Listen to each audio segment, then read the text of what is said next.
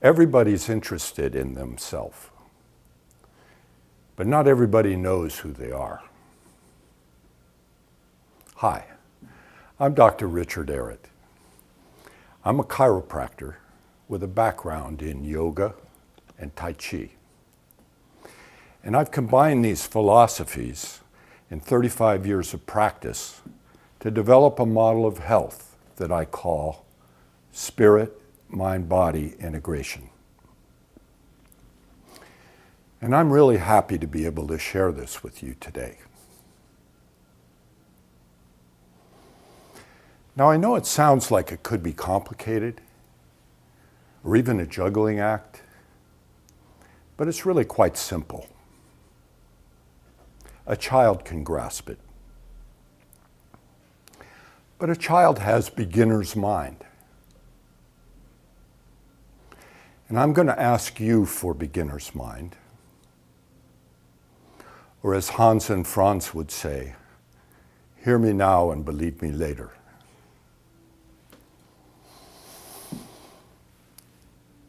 Now it is easy once you get one thing.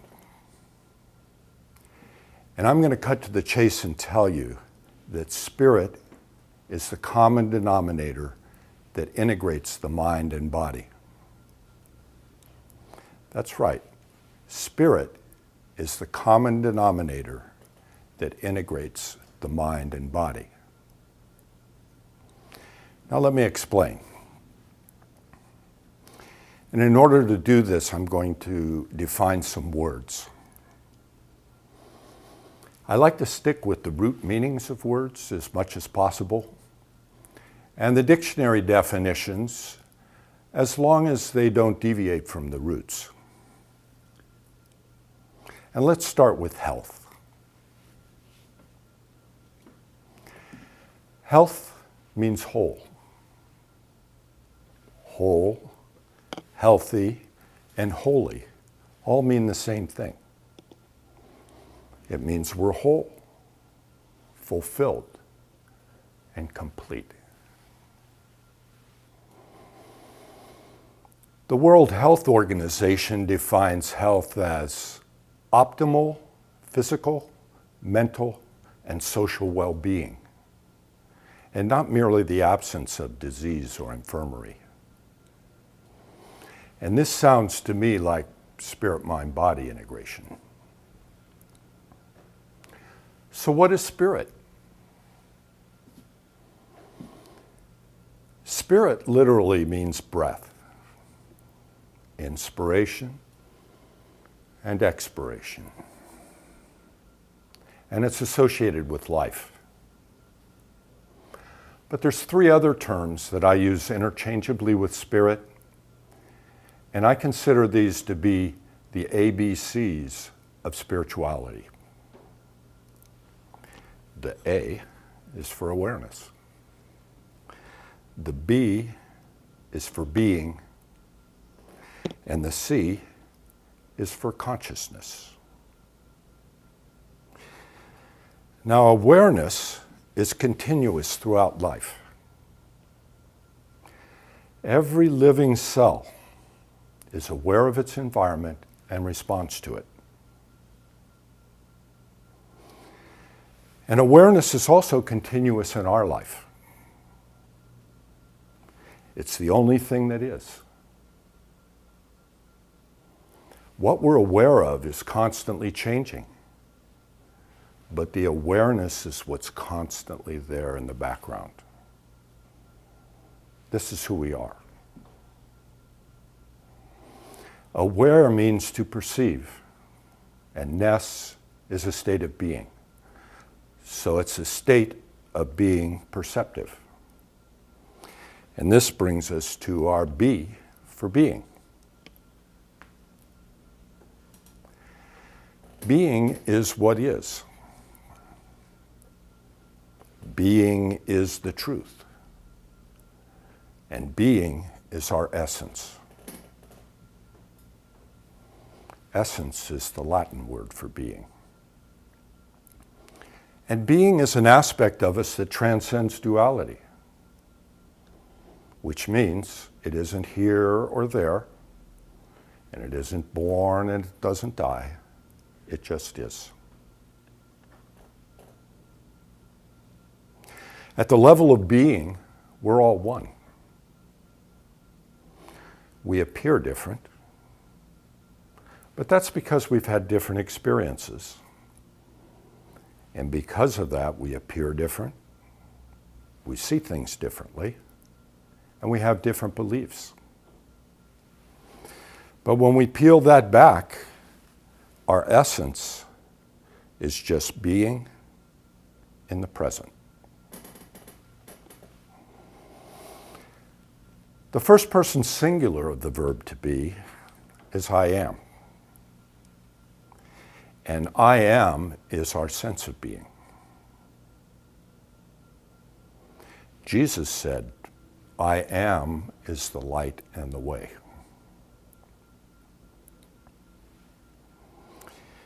And the C for consciousness.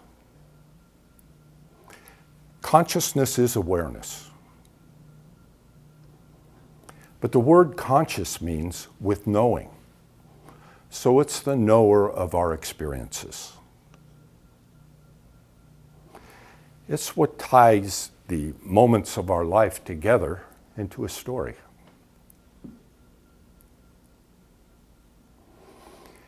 In chapter 13 of the Bhagavad Gita, Krishna tells Arjuna, know yourself to be the field and the knower of the field. Well, the field is the unified field of consciousness. And the knower of the field is also the unified field of consciousness. Rupert Spira tells us that all experience is experienced in consciousness, is known in consciousness, and is made of consciousness. Now, this unified field has a mathematical formula. And the formula is 0 equals 1 equals infinity. It's 0 because it's nothing. It's the subject, not the object, and it has no objective qualities. It's 1 because it's a singularity.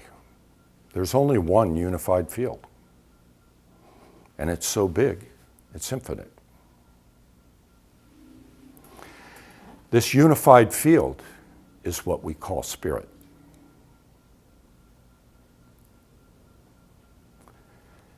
Yoga means union.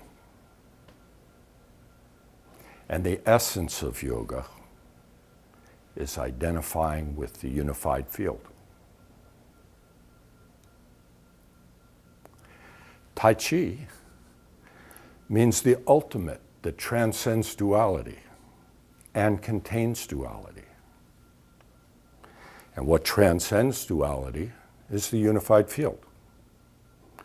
And the field of duality is existence. Existence means to stand out. And what stands out in the unified field of consciousness is what we're conscious of. Thoughts and sensations. Our mind we experience as thoughts in awareness. Our body we experience as sensations in awareness. So awareness is the common denominator that integrates thoughts and sensations. And likewise, spirit is the common denominator that integrates the mind and body. So how do we go about integrating mind and body and spirit? Let's start with the body. And this is where chiropractic philosophy comes in. D.D. Palmer Daniel David Palmer, the founder of chiropractic, back in 1895, 125 years ago, didn't like to use the term spirit because he felt it had too many religious connotations. And he preferred to use the terms innate intelligence and universal intelligence for inborn spirit and universal spirit. And he said that innate intelligence expresses itself in the body from above, down, inside, out, through the nervous system.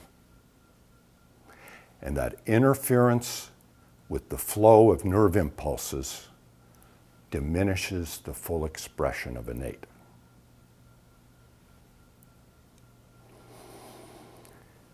Now, we found that the primary place that we experience nerve interference is at the nerve root level, where the nerve roots pass through a narrow opening between the vertebra called the intervertebral foramen, or the IVF. The way our nervous system is organized, we have a central nervous system, which is the brain and spinal cord, the central computer, that's housed inside a bone to protect it. The brain in the cranium, spinal cord in the spinal column. But they're communicating with the tissues and organs outside the bone. And they're connected through the peripheral nerves. And these peripheral nerves have to pass through that narrow opening. And when the vertebrae are out of their proper alignment, it can interfere with the flow of nerve impulses. Palmer referred to this as the vertebral subluxation. And I think this is a good mechanical description of what was going on in the body from the 19th century. But this is the 21st century. And I like to look at things more energetically. And I think of subluxation as a disturbance in the body that interferes with your flow of energy and information. And the roots are sub and lux. Sub meaning less, lux meaning light. Now, when we're fully conscious, our energy's light. But when we get overwhelmed, some of that conscious energy gets converted into tension and stored in the body. So we have less light, more matter. This is a subluxation. When we correct the subluxation, that tension comes out of the body, and we don't lose it. It goes into our vital body, and then we can channel it into our work and play. Now, when we look at the pathophysiology continuum, and this is a spectrum that goes from health to disease, and eventually, we start out healthy.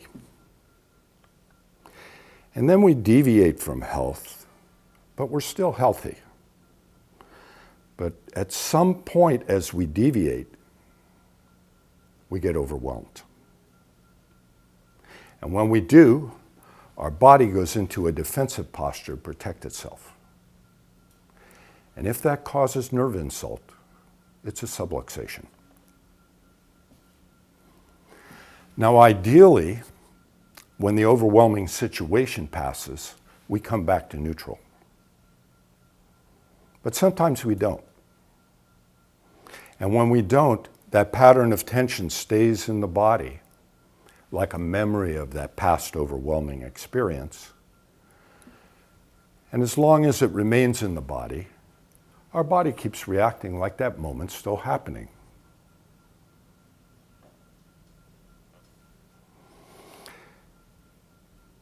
The nerve interference causes inappropriate responses. Inappropriate responses cause dysfunction. And dysfunction over time causes signs, symptoms, degeneration, and disease. So we want to stay on the other side of the subluxation. And chiropractors are really good at detecting and correcting vertebral subluxations. But subluxations aren't the cause of disease. They're a step in the process of its manifestation. There's something that causes subluxations. And Palmer said there were three. And he referred to them as the three T's: trauma, toxins, and thoughts. And nowadays we refer to these as structural, biochemical, or emotional.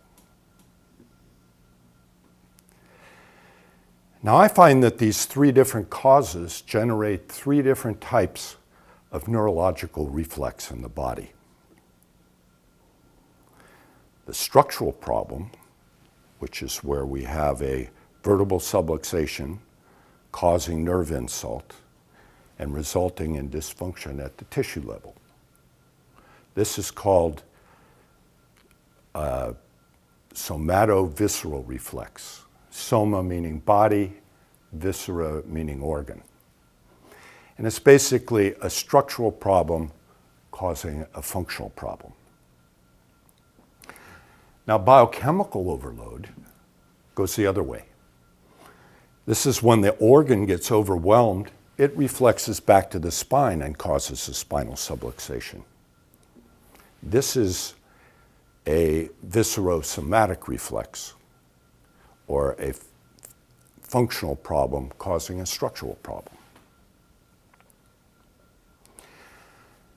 Now, the emotional component comes from psychological overwhelm.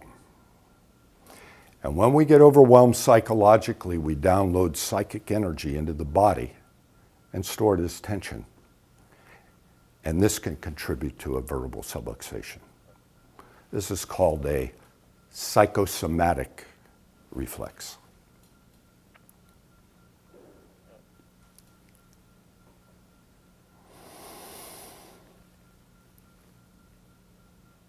This is where I want to expound on chiropractic philosophy in order to address mental subluxations. You see, just like the spirit comes into the body through the nervous system, the spirit comes into our mind through our beliefs. The word believe means to allow to be. And it's defined as something that we hold to be true. Knowledge is a subset of belief. It's also something that we hold to be true. But with knowledge, we have some experiential evidence that supports it.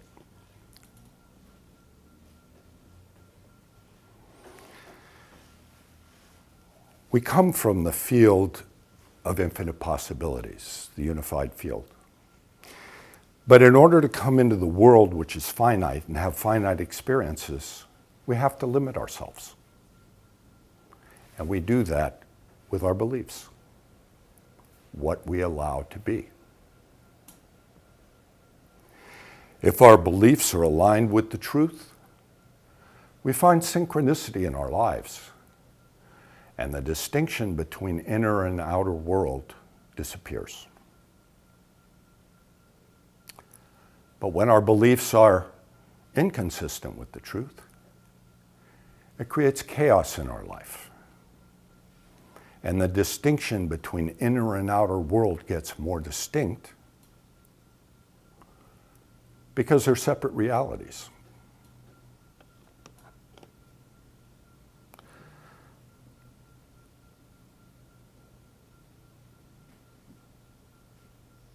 The mind is a tool that we use to reconcile our beliefs with reality. And when our beliefs are aligned with the truth, there's nothing to reconcile. The mind is clear, and we have a direct experience of what is. But when our beliefs are inconsistent with the truth, it creates a disturbance in the field of consciousness, which we call thoughts. And then we start thinking about it instead of experiencing it, and we're one step removed from the reality. So the way we go about adjusting mental subluxations is by aligning our beliefs to the truth. And by doing this, we can avoid psychological overwhelm and the psychosomatic conversion contributing to vertebral subluxation.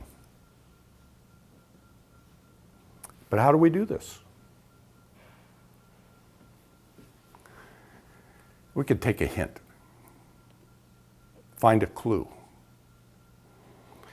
Since untrue beliefs cause a disturbance in the field of consciousness, we can look at our own disturbing thoughts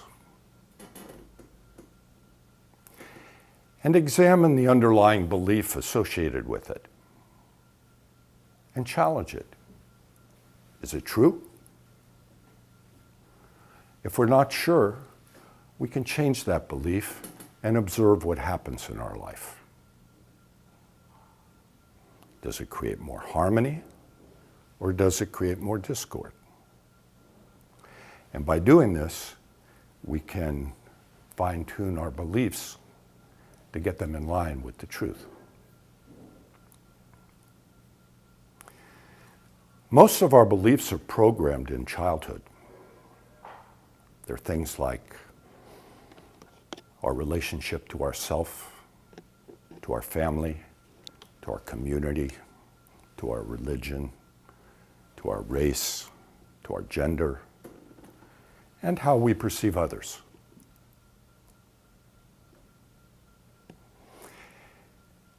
And it's mostly things like, I can do this, I can't do that, I should do this, I shouldn't do that. But some beliefs go deeper. And the one that goes the deepest is our self-identity. Because everything that we do stems from who we think we are.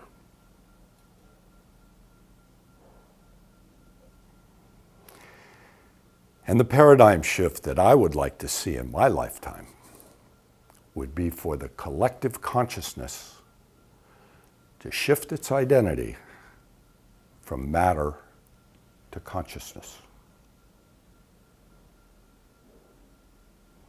Now, it sounds like common sense for consciousness to identify as consciousness.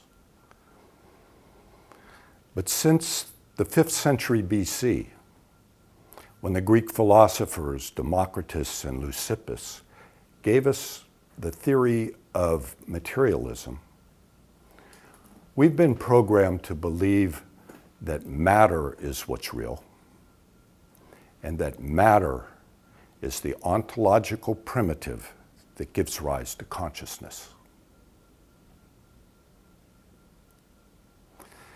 Materialism says that the nature of reality is matter and space, and that matter is composed of atoms, irreducible particles that exist outside of consciousness. But when arranged in just the right formula, produce life. Well, 2,500 years, and we still have no evidence to support this. And with over 300 years of scientific inquiry, we've yet to find a solid particle.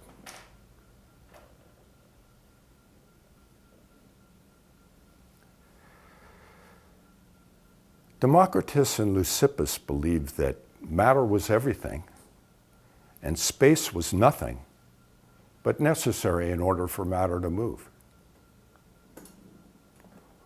When we look at matter, it exists in the field of duality. But space satisfies the equation for the unified field.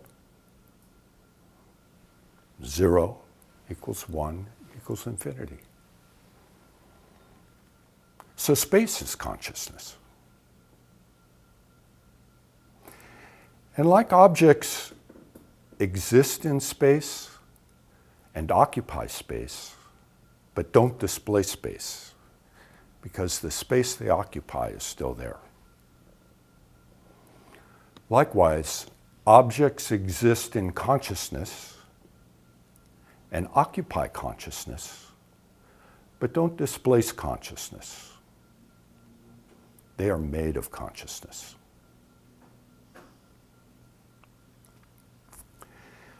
When we believe in materialism, we identify with our body. But our body is more of a process than an object, more of a verb than a noun. 98% of the elements of our body turn over every year, and 7% every day. So we can't be our body. It's constantly changing. But we still live in a materialistic reality. But get this, reality is agreement. If 2 people agree to something, it's real for them. And if 1,000,000 people agree to something, it's more real. So we have relative realities. And you may have noticed that we even have opposing realities, which accounts for a lot of the strife in the world today. But true reality is when our agreement is with the truth. And that's what we're looking for.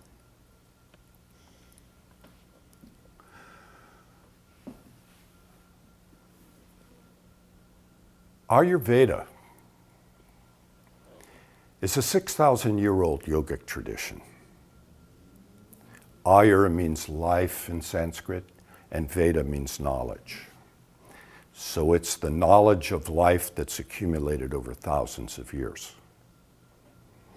In Ayurveda, they say that the cause of disease is object referral. This means identifying with an object. And the rishis tell us that the most common objects we identify with are our body, our mind, our position, or our possessions. Whenever we identify with an object, we confine our spirit in that form. And in our mind, we become that form and not everything else. But since our essence is spirit, and spirit is infinite, whenever we confine ourselves to form, we long to be fulfilled. This is where the desire for more comes from. And it's not just a desire for more. It's a desire for all. We can never fulfill our self with things. All things are finite. The Sanskrit word for health is swasthya. Swa means self. Swasthya means to be established in the self, or identifying with the self, the unified field. And when we identify with spirit, the unified field, we're whole.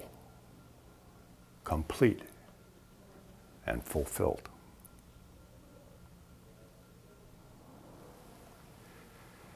And now I'd like to share a quote with you from the Course in Miracles. It says, "Spirit makes use of mind as a means to find its self-expression. And the mind that serves the Spirit is at peace and filled with joy. But the mind can also see itself divorced from Spirit and perceive itself within a body it confuses with itself. Without its purpose, then it has no peace, and happiness is alien to its thoughts. The mind can be deceived by illusions, but Spirit is eternally free."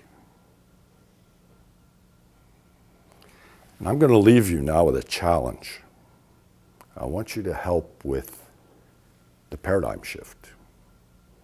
And I challenge you to shift your identity from your mind or your body to your spirit, the unified field, and observe what happens in your life.